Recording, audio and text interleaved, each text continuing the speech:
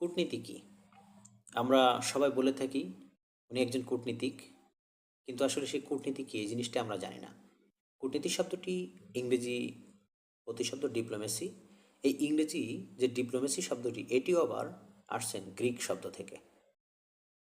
Greek diploma থেকে আসছে, যার আবিধানিক অর্থ হল বিশ্ববিদ্যালয় থেকে প্রাপ্ত উপাধিপত্র বা সনদ। আর এই কূটনীতির আবিধানিক অর্থ হলো চতুর কৌশল। আমরা যদি আরেকটু ডিপলি চিন্তা করি, কূটনীতি হলো অত্যন্ত নিপুণতা ও দক্ষতার সাথে বহিঃসম্পর্ক জোরদার করা সহ আন্তর্জাতিক সম্পর্কে উপযুক্ত অংশগ্রহণ ও তৎসংশ্লিষ্ট কার্যাবলী পরিচালনাকে বোঝায়।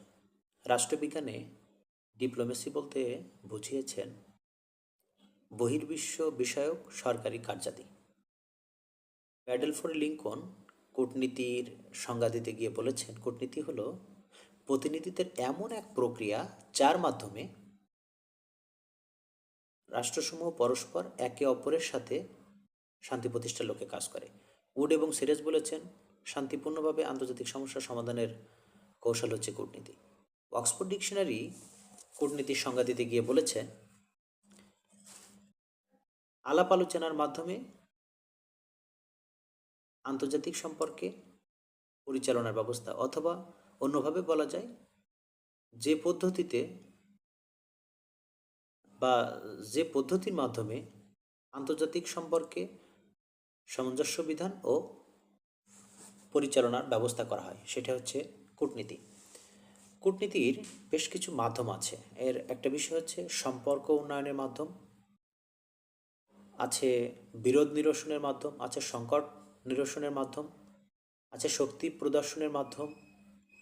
এরপরে কূটনীতির অন্যতম একটি মাধ্যম হলো স্বীকৃতি আদায়ের মাধ্যম এবং বাণিজ্য বৃদ্ধির মাধ্যম। এই যারা কূটনীতিক তাদের কিছু কাজ আছে। কূটনীতিকরা যে বিদেশে যে মিশনগুলোতে যে বসে থাকে তা না, তাদের বিভিন্ন ধরনের কাজ করতে হয়। তারা প্রতীকী প্রতিনিধি এবং তাদের প্রতিনিধিত্ব করতে হয় নিজের দেশের জন্য। তারা বিভিন্ন ধরনের রিপোর্ট প্রণয়ন করে, আলাপ আলোচনা করে, স্বার্থ সংশ্লিষ্ট কাজ করে, বাণিজ্য বিষয়ক কাজ করে, বন্ধুত্বপূর্ণ সম্পর্ক বজায় রাখে এবং তাদের রুটিন কিছু কাজ থাকে যেগুলো তারা পরিচালনা করে থাকে। এইগুলো মূলত হচ্ছে কূটনীতির প্রাথমিক বিষয়।